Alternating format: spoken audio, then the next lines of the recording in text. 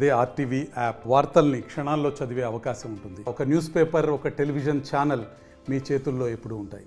తెలంగాణలోనే కాదు, దేశంలోనే ఒక పెద్ద రైతులకే కాదు, రైస్ ఇండస్ట్రీ కాదు, అన్ని రకాల అభివృద్ధి చెందిన ప్రాంతంగా ఉన్న మిర్యాలగూడ ప్రాంతం గూడూరు గ్రామంలో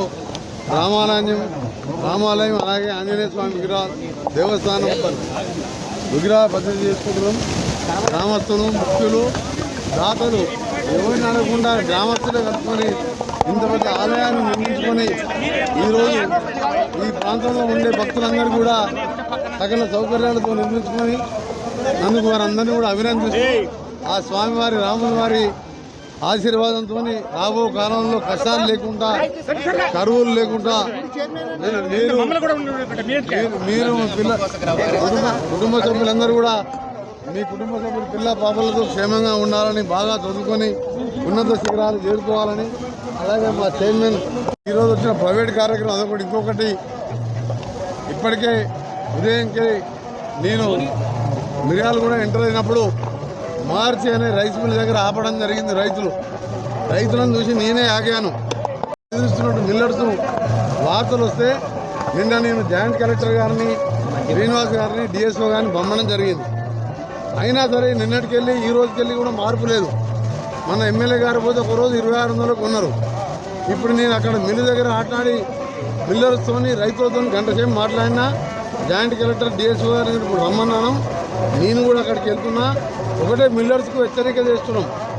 మీకు ఎంత ఈరోజు మీరు సన్న బియ్యం పండియాలంటే మీరు ఇచ్చే ధరకు పెట్టుబడి కాదు కదా, ఎకరానికి 20,000 నష్టం వస్తుంది. దయచేసి ప్రభుత్వంలో ఒక సీనియర్ మంత్రిగా చెప్తున్నాం, మీకు ప్రభుత్వం అన్ని విధాలుగా ఆదుకుంటుంది. ఇలా మీరు 50-60 రూపాయల కిలో బియ్యం అమ్ముకుంటున్నారు. మీరు రైతులను ఈ విధంగా అన్యాయం చేయొద్దని, మీరు అన్యాయం చేసినట్టయితే తప్పకుండా ప్రభుత్వం చూసుకుంటూ ఊరుకోదు. ఇప్పటికీ ఆ మిల్లు మీద చర్యలు తీసుకొని సీజ్ చేయమని చెప్పిన మిల్లర్ అసోసియేషన్ వాళ్ళకి చెప్తున్నాం, మీరు కూర్చొని మాట్లాడుకొని ఏ రైతు వచ్చినా సరే 28 గంటలలో ధాన్యం తీసుకొని రోడ్ల మీద ఎండలకు ఉంచకుండా, ఈసారి కరువుతోని నీళ్లు లేక కూడా ఇబ్బంది పడ్డరు. మీరు 2800కు తక్కువ కన్న ఒడ్డు ఇట్లా కొంటే మీరు ఆ రైతులను వేధిస్తే తప్పకుండా మీ మిల్లులు కూడా సీజ్ చేయడం జరుగుతుంది. ప్రభుత్వం దానికి వేరే ఆల్టర్నేట్ ప్రభుత్వం ఉచిత కరెంటు పెట్టిందే కాంగ్రెస్ పార్టీ ప్రభుత్వం. ఇలా కరువు వచ్చిందని నిన్న మన మా మినిస్టర్లు హరీష్ రావు లాంటి వారి 10 ఏళ్ళు మినిస్టర్గా ఉన్నోళ్ళు, మీరు 10 ఏళ్ళు పాపాలు చేస్తే ఆ పాపాల పుణ్యమే ఇవాళ కరువు. ఒక్క మంచి పని చేయరైతురి. ఇవాళ జగన్ దగ్గర మోకరిల్లి డబ్బుల కోసం కృష్ణాని ధర, శ్రీశైలం, సాగర్ నీళ్లు ఆయనకు వదిలిపెడితే పోతిరెడ్డిపాడు, రాయలసీమ, మచ్చిమర్రి లాంటి ప్రాజెక్టు కట్టుకొని నీరు దోసుకపోతే ఇవాళ బురద మిగిలింది. అక్కడ గోదావరి రివర్ బోర్డు కేంద్రానికి అప్పచెప్పాను. అందుకనే ఇవాళ మీరు చేసే పాపంతో ఇవాళ రైతులు ఇవాళ కన్నీళ్ళు పెట్టుకుంటారు మంచినీళ్ళు లేక. ఇవాళ కాంగ్రెస్ వచ్చి కరువు తెచ్చిందని ఒక తెలివిలేని మంత్రి మాట్లాడుతున్నాడు. ఓటాపాటి ఓటుతోని 2-3 వేలతో ఎమ్మెల్యేగా గెలిచాడు. నీకు బుద్ధి ఉంటే నల్గొండ జిల్లా దక్షిణ తెలంగాణలో 36 సీట్లకు 32 సీట్లు 60-70 వేల మెజార్టీ ఎందుకు గెలిచాను? 10 ఏళ్ళకెళ్ళి ఈ దక్షిణ తెలంగాణ అన్యాయం చేసింది కాబట్టి ఈరోజు నీకు ఆ ఎన్నికల్లో ఆ రిజల్ట్ వచ్చింది. ఇంకా కూడా బుద్ధి రాలే ఆ మంత్రులకు. ఇలా మిర్యాలు కూడా చూడండి, నల్గొండ చూడండి, తుంగతుర్తి చూడండి, నామినేషన్ అయితే 60 వేల మెజార్టీ. 10 ఏళ్ళకెళ్ళి నల్గొండ జిల్లాని దక్షిణ తెలంగాణ నాశనం చేసినాం. ఇంకా బుద్ధి మారకుండా మాట్లాడుతున్నారు. ఇకైనా బుద్ధి తప్పకుండా ప్రతి ఒక్కటి దాని మీద ముఖ్యమంత్రి గారు మేము ఒక టీం లాగా పనిచేస్తున్నాం. గతంలోగా ముఖ్యమంత్రికి కలవాలంటే మంత్రులకు, ఎమ్మెల్యేలకు అవకాశం లేదు. ఇలా మంత్రులము, ముఖ్యమంత్రి ఒక టీం లాగా పనిచేస్తున్నాం.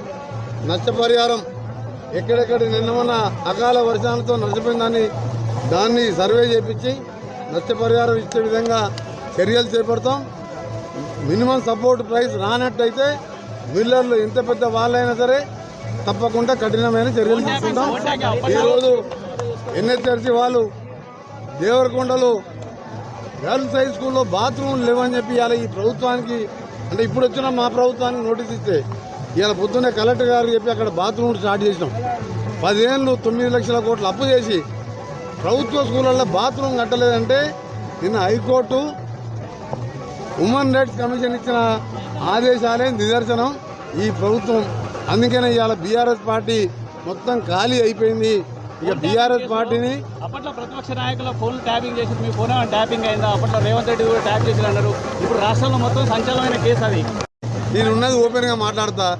నా ఫోన్ ట్యాప్ చేసే ధైర్యం కాదు నాది. ఓపెన్ స్పీకర్ ఫోన్ పెట్టే మాట్లాడుతాను. నేను నేను ప్రజల మధ్యలో ఉంటా. తెలంగాణ ఉద్యమకారుని తెలంగాణ కోసం మంత్రి పదవి వదిలిపెట్టినా. కానీ ఇలా మంత్రిగా 100 రోజుల్లోనే 100 కోట్ల రూపాయలు 100 రోడ్లు వేసిన నేను. 24 గంటలకి 20 గంటలు కష్టపడుతున్నాం. కేంద్రంకి వెళ్ళి కూడా ఎక్కువ వేల కోట్ల నిధులు తీసుకొచ్చి హైదరాబాద్ చుట్టూ 30,000 కోట్లతో రీజనల్ లింక్ రోడ్ ఏర్పాటు చేపిస్తున్నాం. ఇవాళ అందరం ముఖ్యమంత్రి గారి నాయకత్వంలో టీం లాగా పనిచేస్తున్నాం. మీరు వచ్చే 5 ఏళ్లలో మా పాలన చూడండి. ఈ 6 గ్యారంటీలు కాదు, 5 ఏళ్ల పాలన చూసిన తర్వాత వద్దన్నా కాంగ్రెస్ పార్టీకే ఓటేస్తారు అన్ని పార్టీల వాళ్ళు. ఆ విధంగా మా పరిపాలన ఉంటుంది. కొన్ని రోజులు వెయిట్ చేయండి. అందుకనే మీరు 3 నెలలకే ఏమా అన్నట్టు కేసీఆర్ వాళ్ళగా అని ఆఖరికి ఏమైంది? ఇప్పుడు ఇవాళ ఢిల్లీలో ఏం జరుగుతుంది? ఎవరుంటారు లోపల? ఎంతమంది లోపలికి పోతారో తెలియదు. మా ప్రభుత్వంలో లోపలికి పోయేది ఉండదు. మరిన్ని వీడియోస్ కోసం ఛానల్ ని సబ్స్క్రైబ్ చేయండి. లేటెస్ట్ అప్డేట్స్ కోసం వాట్సాప్ ఛానల్ ని ఫాలో చేయండి. అండ్ లింక్ డిస్క్రిప్షన్ లో ఉంది.